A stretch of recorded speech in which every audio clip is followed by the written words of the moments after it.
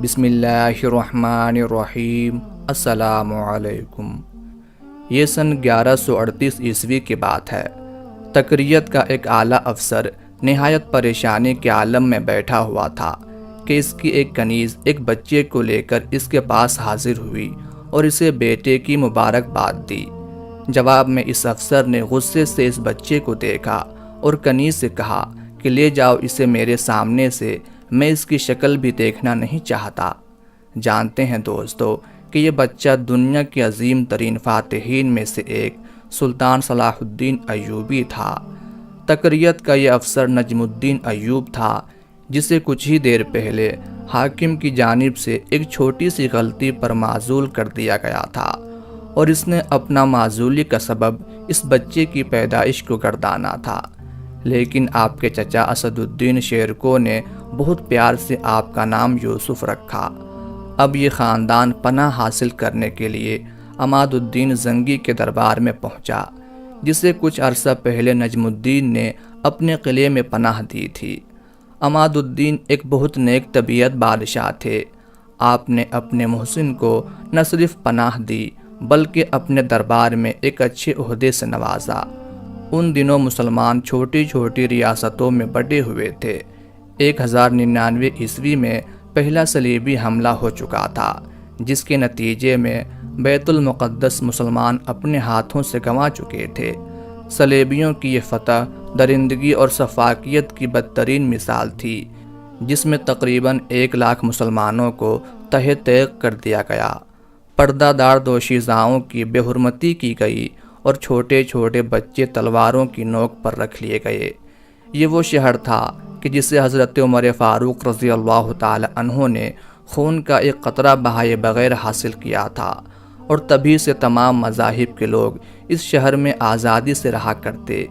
مگر اب یہ شہر متعصب نصرانیوں کے ایک گروہ کے قبضے میں تھا، جو دن رات مسلمانوں کے خلاف سازشیں بنتا رہتا۔ دوسری طرف نجم الدین ایوب اپنے خاندان کے ہمراہ عماد الدین زنگی کے دربار میں تیزی سے ترقی کرتے رہے۔ عماد الدین زنگی کے بعد ان کے بیٹے نور الدین زنگی تخت نشین ہوئے۔ نور الدین زنگی ایک درویش طبیعت بادشاہ تھے۔ ان کا نہ کوئی شاہی حرم تھا، نہ کوئی کنیز۔ اتنی بڑی سلطنت کے مالک ہونے کے باوجود آپ اپنے تمام کام خود اپنے ہاتھ سے کرتے۔ آپ ایک سچے عاشق رسول تھے۔ ایک مرتبہ آپ حسب معمول درود پاک پڑھ کر سوئے تھے کہ آپ کو خواب میں حضور اکرم صلی اللہ علیہ وآلہ وسلم کی زیارت نصیب ہوئی۔ حضور پاک صلی اللہ علیہ وآلہ وسلم نے آپ کو خواب میں 2 چہروں کی نشاندہی کی اور انہیں پکڑنے کا حکم دیا۔ آپ برق رفتاری سے مدینہ منورہ روانہ ہوئے۔ مدینہ کی تمام آبادی کی جانچ کرنے کے بعد یہ 2 چہرے آپ کو نظر آئے۔ سلطان نور الدین زنگی نے تفتیش کی تو معلوم ہوا یہ دونوں بدبخت یہودی تھے، اور مدینے میں ایک سرنگ کھود کر حضور علیہ الصلاۃ والسلام کے جسد مبارک تک پہنچنا چاہتے تھے۔ آپ نے اپنے ہاتھوں سے انہیں قتل کیا۔ یوسف المعروف صلاح الدین ایوبی اور نور الدین زنگی کی پہلی ملاقات ایک مقابلہ غیرت میں ہوئی، جہاں صلاح الدین ایوبی نے ایسی دلسوز تلاوت پیش کی کہ سلطان نور الدین زنگی کی داڑھی ان کے آنسوؤں سے تر ہو گئی۔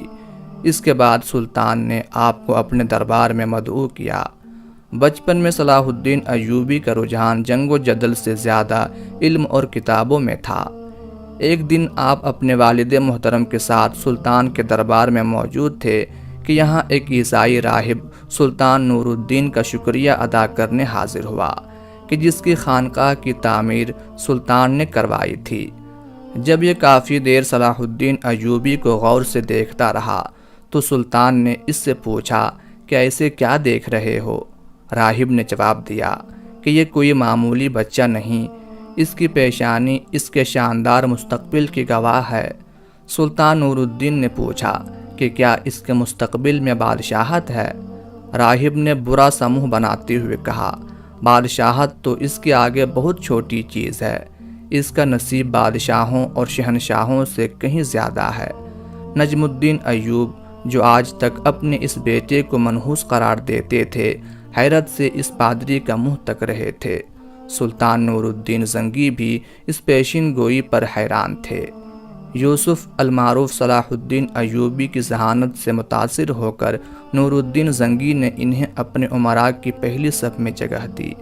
ایک 16 سال کے لڑکے کا اتنا اقبال کئی امراء کو حسد میں مبتلا کر چکا تھا، جن میں ابن مرقوم پیش تھا۔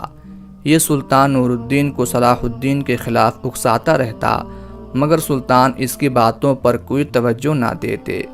ایک مرتبہ سر دربار ایک نہایت خوبصورت دوشیزہ جس کا نام شاریہ تھا حاضر ہوئی، اور اس نے سلطان کے سامنے روتے ہوئے صلاح الدین پر اپنی عصمت دری کا الزام عائد کیا۔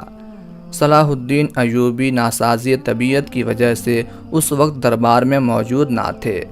سلطان نور الدین زنگی نے آپ کے والد کو حکم دیا کہ کل ہر حالت میں صلاح الدین دربار میں موجود ہو۔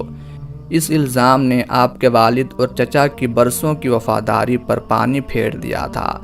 صلاح الدین ایوبی کے استاد سمیت تمام اہل خانہ صلاح الدین سے سخت نالاں تھے۔ اگلے روز شدید بخار کی صورت میں آپ دربار میں حاضر ہوئے۔ وہ لڑکی بھی دربار میں پیش کی گئی۔ آپ نے اسے پہچاننے سے انکار کر دیا، جبکہ وہ بضد تھی کہ وہ سچی ہے۔ آپ نے اپنا آخری جملہ ادا کیا کہ اگر تم واقعی سچ کہہ رہی ہو تو اللہ کو حاضر و ناظر جان کر یہ بات کہو اور میں اپنا جرم قبول کر لیتا ہوں۔ اس جملے میں اتنی صداقت تھی کہ یہ لڑکی دربار کے بیچ میں رو پڑی اور اپنی غلطی تسلیم کرتے ہوئے ساری کہانی سلطان کے سامنے کہہ ڈالی۔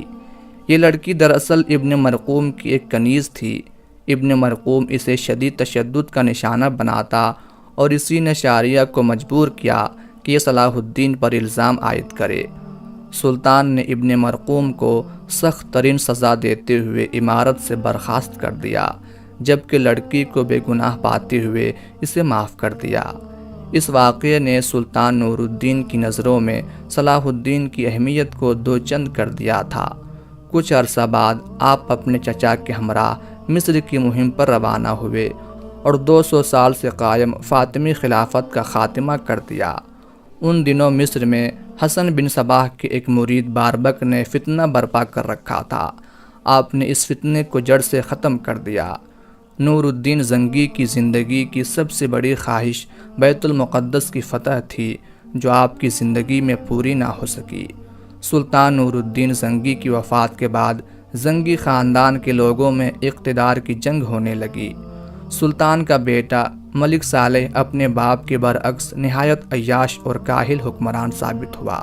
سلطان نور الدین کے خواب کو پورا کرنے کے لیے صلاح الدین نے ایک ایک کر کے سلطان کے تمام شہروں پر قبضہ کر لیا۔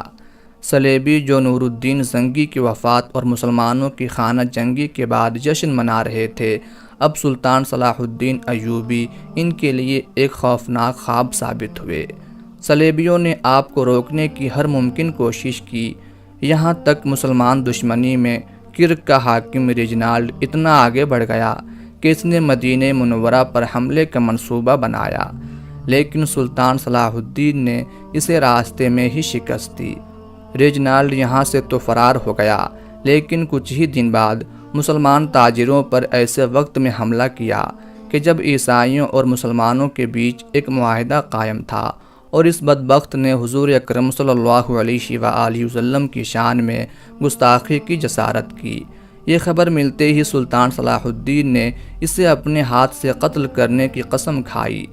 اس معاہدہ شکنی کے نتیجے میں جنگ حطین پیش آئی، جو کہ دنیا کی خون ریز ترین جنگوں میں سے ایک ہے۔ اس جنگ نے ایک طرف تو سلطان صلاح الدین ایوبی کی مہارت اور شجاعت کو امر کر دیا، جبکہ دوسری طرف صلیبیوں کو ایسا زخم دیا کہ صدیوں بعد بھی اس میں درد باقی ہے۔ اس جنگ میں ریجنالڈ سلطان کے ہاتھ لگا اور آپ نے اپنی قسم پوری کی۔ اس کے بعد آپ بیت المقدس کی طرف روانہ ہوئے۔ 6 دن کے محاصرے کے بعد آپ نے اسے حاصل کر لیا۔ یہ وہی بیت المقدس تھا کہ جسے 90 سال قبل مسلمانوں کے خون سے ڈبو دیا گیا تھا، اور آج جب مسلمان بحیثیت فاتح اس شہر میں داخل ہوئے تو تمام نصرانیوں کو عام معافی دے دی گئی۔ انہیں ان کی تمام چیزوں پر مکمل اختیارات حاصل تھے۔ سلطان صلاح الدین ایوبی نے بہادری کے ساتھ ساتھ رواداری کی ایک ایسی مثال قائم کی کہ آج ان کے دشمن مسیحی ممالک بھی انہیں عزت کے ساتھ یاد کرتے ہیں اور ایک ہیرو کا درجہ دیتے ہیں۔ اس فتح کے کئی سال بعد تک آپ تنہا تمام یورپ کے بڑے بڑے صلیبی لشکروں سے برسر پیکار رہے۔